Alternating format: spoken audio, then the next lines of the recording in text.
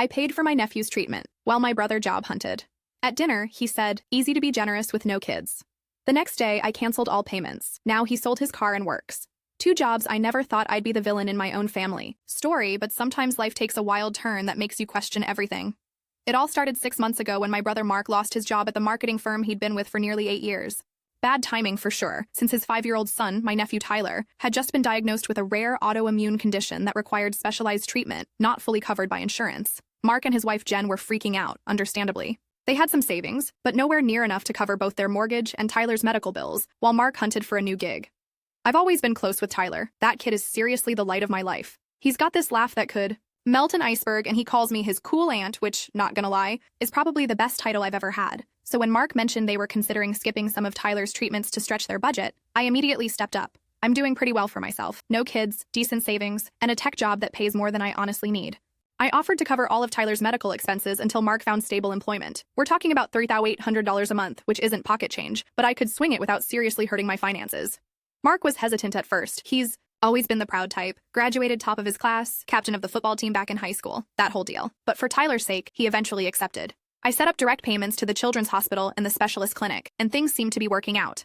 During those first few months, I'd swing by their place about once a week, usually with a pizza from Johnny's, Tyler's favorite, or those dinosaur chicken nuggets he was obsessed with.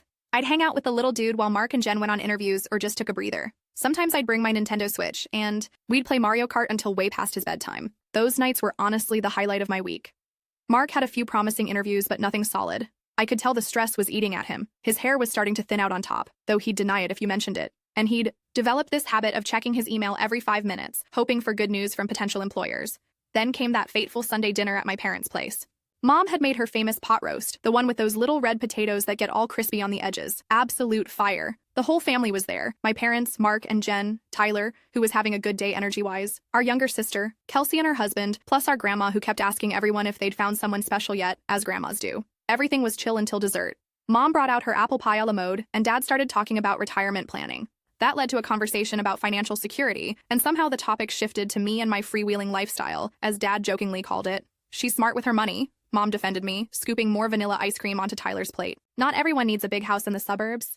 Yeah, she's living her best life in that downtown apartment, Kelsey chimed in. I'm low-key jealous of your view of the skyline. I shrugged it off with a smile. It works for me. Plus, I can walk to that taco truck on 5th that has those amazing fish tacos. That's when Mark, who'd been unusually quiet, set down his fork with a little too much force. Yeah, must be nice. No mortgage, no school district to worry about, no college fund to save for.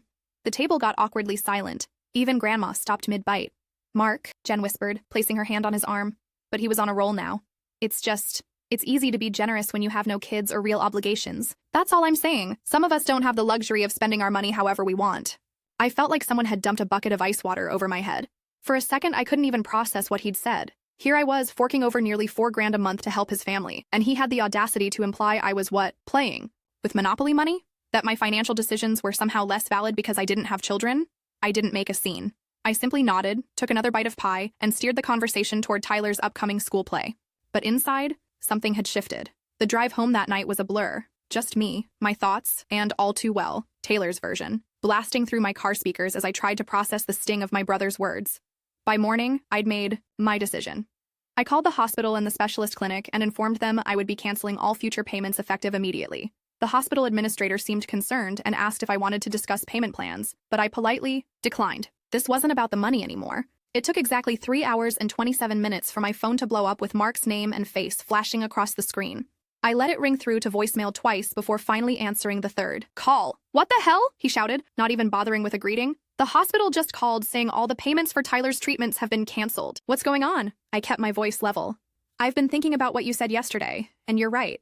It is easy for me to be generous with my money since I don't have kids or real obligations, so I decided it's more important for you to learn independence than to get help from someone with no real responsibilities. Silence on the line then. Are you serious right now? This is my son's health we're talking about. I thought about that too, I replied. But didn't you essentially say my money wasn't real help because I don't understand real financial pressure? I wouldn't want to trivialize your struggle with my easy generosity. Update. It's been 2 weeks since I pulled financial support and I'm questioning everything. My parents called me heartless, saying family helps family regardless. But should familial obligation override personal respect? Tyler had to miss 1 treatment already.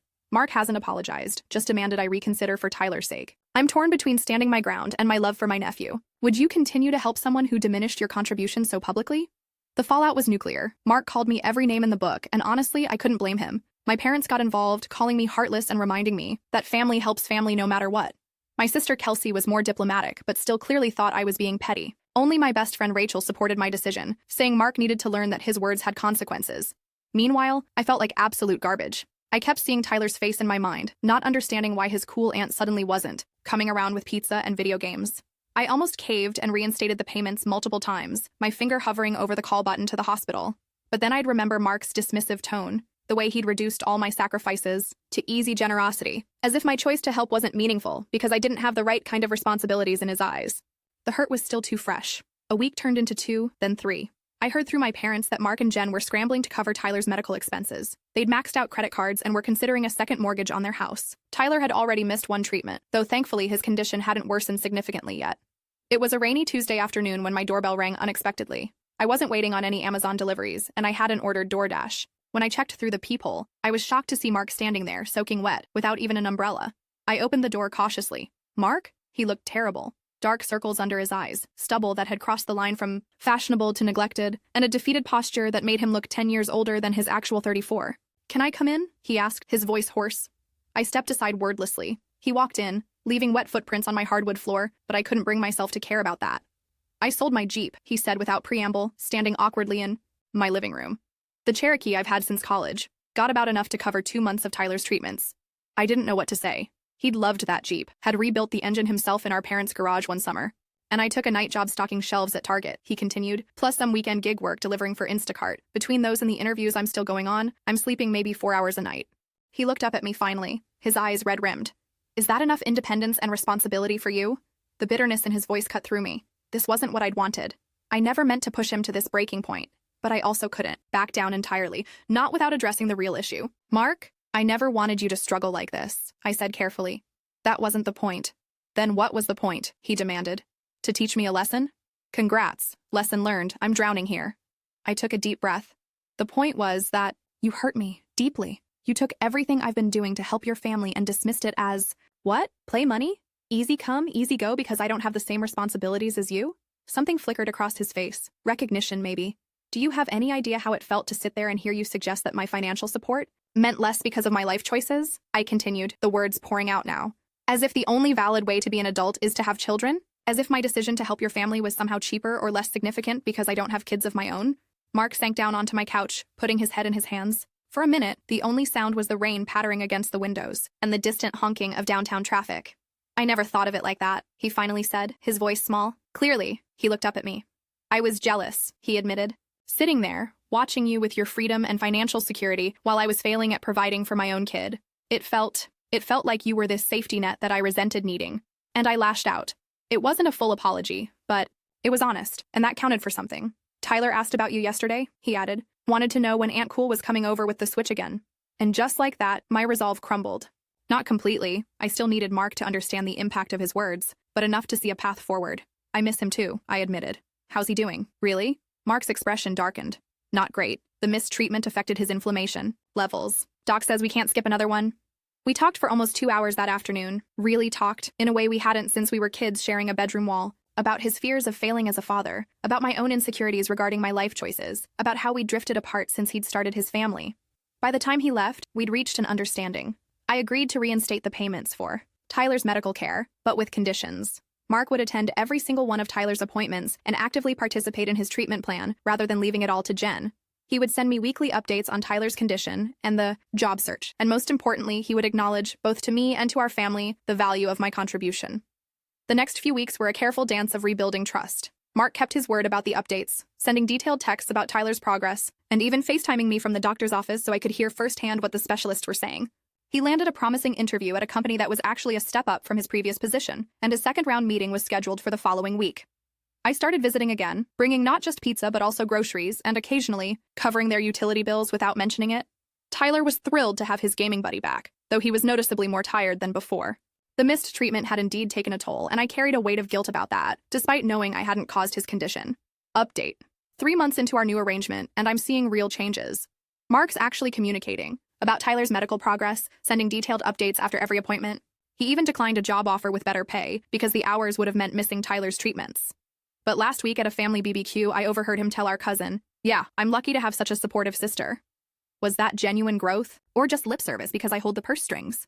Should I be content with external behavior change, or am I right to want true understanding? The real test came about a month later at our annual family BBQ in our parents' backyard. Dad was manning the grill with his world's okayest cook apron. Mom was trying to get everyone to try her new kale salad, hard pass, and the cooler was stocked with enough Bud Light and Coke to hydrate a small army. I was chatting with Kelsey near the hydrangeas when I overheard Mark talking to our cousin Steve by the Weber grill. "So things are looking up?" Steve asked, cracking open a beer. Mark nodded. "Yeah, I've got a final interview next week that looks promising. The benefits package includes much better health insurance too." "That's great, man. And how's Tyler doing?" "With all his medical stuff?" Mark took a pull from his beer before answering. "He's doing better. The doctors are optimistic about this new treatment protocol. And honestly, I'm lucky to have such a supportive sister. Don't know what we would have done without her help." I froze mid-sentence, completely tuning out whatever Kelsey was saying about her PTA drama. Those words from Mark, they seemed genuine, not performative, and he hadn't known I was within earshot. Later, as the evening cooled and the mosquitoes came out in force, Mark and I found ourselves alone by the fire pit, watching the embers glow orange against the darkening sky. "Did you mean what you said to Steve earlier?" I asked, not looking at him directly. "About the job interview?" "Yeah, I think it's going to—" "No," I interrupted. "About being lucky to have me as a sister. About my support." Mark was quiet for a moment, poking at the fire with a stick. "Yeah, I meant it," he finally said. "I've been doing a lot of thinking these past few months. About what you said that day in your apartment." I waited, not wanting to push. "I was an ass," he continued. "A jealous, stressed-out ass who took his frustrations out on the one person who was actually helping. And I'm sorry." The apology hung in the air between us, simple but significant. "I think," he struggled to find the words, "I think I've spent so many years defining my worth by my ability to provide for my family that when that was threatened, I couldn't handle it. And seeing you step in so easily made me feel like a failure." "I never saw you as a failure," I said softly. "I know that now. And I know that your help wasn't easy for you. It was a choice you made because you love Tyler and us." He looked at me directly. "It takes a different kind of responsibility to step up for someone else's family the way you did. Maybe even more selfless than taking care of your own." Something loosened in my chest, a knot of tension I hadn't fully realized was there. It wasn't just the words themselves, but the sincerity behind them. Mark finally understood. The next 2 months brought major changes. Mark landed that job, a director position at a digital marketing agency with better pay and benefits than his previous role. They were even willing to allow flexible hours for Tyler's treatment schedule. Jen picked up some freelance graphic design work that she could do from home while Tyler was napping. Their financial situation improved steadily, though they were still climbing out of the debt hole they'd dug during those difficult months. Mark had kept the night job at Target even after starting his new position, using the extra income to pay off credit cards. I continued covering Tyler's medical expenses, but we'd agreed on a tapering schedule. As Mark's new paycheck started coming in, I'd gradually reduce my contribution until they could handle it completely on their own. The timeline respected both their growing stability and my desire to remain involved in Tyler's care. The real surprise came on a sunny Saturday, in early fall. Mark invited me over for a backyard hangout, just the two of us. Tyler was having a sleepover at his grandparents', and Jen was out with her sisters. "Got something to show you," Mark said, leading me to their garage. Inside sat a gleaming used Honda Civic, not flashy, but clean and well-maintained. "It's not the Cherokee," he acknowledged with a small smile, "but it gets me where I need to go." "That's great, Mark. When did you get it?" "Last week, but that's not what I wanted to show you." He opened the driver's side door and reached into the glove compartment, pulling out a folder. Inside was a stack of papers, bank statements, it looked like. "I started this 2 months ago," he explained, handing me the top sheet. It showed a savings account with regular bi-weekly deposits, totaling just over $4,200. I looked at him questioningly. "It's for you," he said. "Or rather, it's to pay you back, eventually." I started to protest, but he held up his hand. "I know you never expected to be paid back. That's not the point. The point is that I want to acknowledge what you did for us, concretely. It'll take years to repay the full amount, but that's okay." I felt tears prickling at the corners of my eyes. "Mark, you don't have to—" "There's more," he interrupted, handing me another piece of paper. This one showed a different account, with a much smaller balance, just a few $100s. "This one's a fund I started for kids whose parents are in similar situations to what we went through. It's not much yet, but I'm adding to it every month. Once it reaches a decent amount, I'm going to work with Tyler's hospital to identify families who need assistance." I was speechless. This wasn't just about Mark and me anymore. He'd taken what he'd learned and was extending it outward, I figured. "There are probably other families out there with no cool aunt to step in," he said with a small smile. "And maybe some of those parents are feeling exactly how I felt, like failures because they can't handle it all alone." That night, sitting on their back deck with cheap beers and the string lights Jen had hung making everything look a little magical, I realized something important. The money had never been the real issue. It was about recognition, not just of financial help, but of the different kinds of contributions we all make to the people we love. Mark had needed to learn that worth isn't measured solely by traditional provider roles. I had needed to learn that sometimes tough love is necessary, even when it feels terrible in the moment. And together, we'd learned that family support works best when it comes with mutual respect and acknowledgement. Tyler's condition was improving steadily under the consistent treatment plan. The doctors were cautiously optimistic about reducing some of his medications in the coming year. He still kicked my butt at Mario Kart every time I visited, and I still pretended to be outraged by it. Update. 1 year later, and everything's changed. Mark's thriving at his new job, and Tyler's health has improved significantly. Yesterday, I received a card with a check for $5,000, the first major repayment from Mark's sister fund. Inside was a note. To the person who taught me that all forms of support have value. But the real kicker? Mark's family support fund for other parents in crisis has already helped 3 families. When I called him about it, he said, "Just passing on what I learned from you." Isn't it wild how sometimes the hardest conversations lead to the most beautiful outcomes? Have you ever had a relationship-altering confrontation that ended up making everything better in the long run? It's been exactly 1 year since that Sunday dinner when Mark's comment changed everything. Last week, we celebrated Tyler's 6th birthday with a Minecraft-themed party that left green frosting stains on basically everything in my brother's house. Tyler is energetic and thriving, with only monthly treatments needed now instead of weekly. Mark quit his Target job last month, finally able to cover all expenses with his new career position alone. He and Jen are talking about having another kid now that their financial situation has stabilized, a conversation that would have been unthinkable a year ago. As for me, I've learned a lot about setting boundaries, even with the people you love most. I've also learned that sometimes the hardest conversations are the ones most worth having. Mark and I still have our moments of tension. We're siblings after all. But there's a new respect between us that wasn't there before. He never comments on my lifestyle choices anymore, and I've noticed him correcting other people who make similar remarks about childless adults having it easy. Yesterday, I received a card in the mail with a check for $5,000, the first major repayment from what Mark jokingly calls the sister fund. Inside was a note in his messy handwriting, "To the person who taught me that all forms of support have value." But the part that really got me? His family support fund has already helped 3 families whose children received treatment at Tyler's hospital. One single mom was able to keep her apartment while her daughter underwent similar treatments to Tyler's. Another family received help with transportation costs after selling their second car to cover medical bills.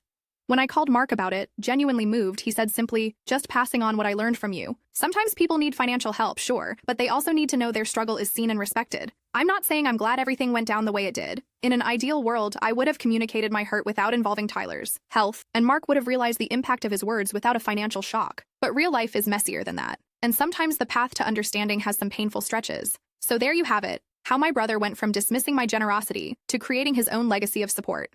And all it took was one thoughtless comment, one drastic response, and months of difficult conversations to get us here. Funny how the moments that test us the most often lead to the greatest growth, isn't it?